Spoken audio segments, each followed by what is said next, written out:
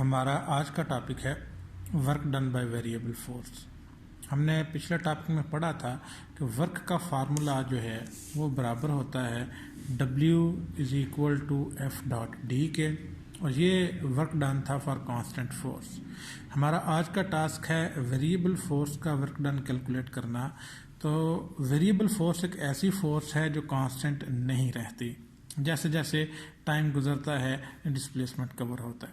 तो इस केस में वर्क कैलकुलेट करने के लिए हम क्या करते हैं, हम अपने फोर्स और डिस्प्लेसमेंट के ग्राफ में डिस्प्लेसमेंट को छोटे छोटे एलिमेंट्स में इस तरह से डिवाइड करते हैं कि हर एलिमेंट के दौरान फोर्स कांस्टेंट रहे। अगर फोर्स कांस्टेंट रहे तो फिर हम इस फार्मूला एफ डॉट डी को यूज़ कर सकते हैं।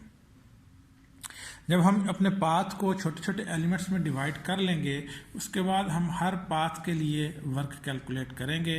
पहले एलिमेंट के लिए W1, दूसरे के लिए W2, तीसरे के लिए W3, और इसी तरह से हम Wn पे पहुंच जाएंगे। फार्मूला अप्लाई किया F1 डॉट डेल्टा D1, और हमें पता है ये बराबर होता है F1 delta D1 cos theta.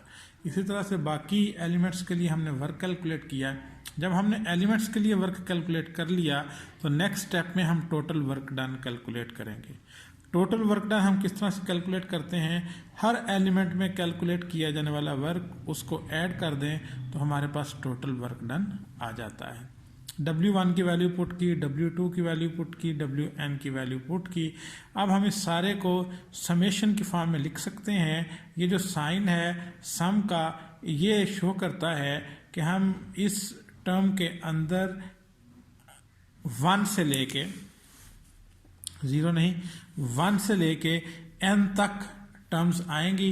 पहले F1 delta D1 cos theta 1 होगा, फिर 2 होगा, फिर 3 होगा, इस तरह से n तक जाएगा।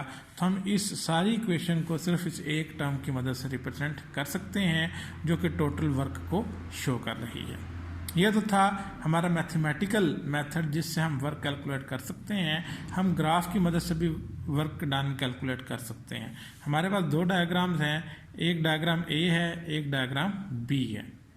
हम क्या करते हैं कि जो फोर्स और डिस्प्लेसमेंट के दरमियान ग्राफ होता है उसको, ये मिसाल के तौर पे आपके सामने जो ग्राफ है इसमें हम FD ग्राफ को छोटे छोटे एलिमेंट्स में डिवाइड कर लेंगे, बिल्कुल उसी तरह से जिस तरह पहले हमने देखा कि डिस्प्लेसमेंट को छोटे छोटे एलिमेंट्स में डिवाइड कर लें।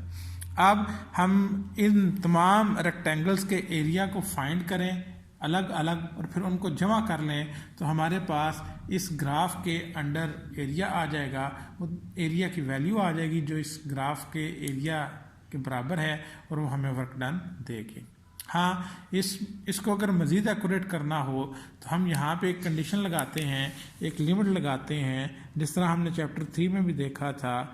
हम डेल्टा D की वैल्यू को लिमिट कर देते हैं अप्रॉक्सीमेटली इक्वल टू 0, और फिर हम यही इक्वेशन लिख लें I is equal to 1 to n f I delta DI cos theta I।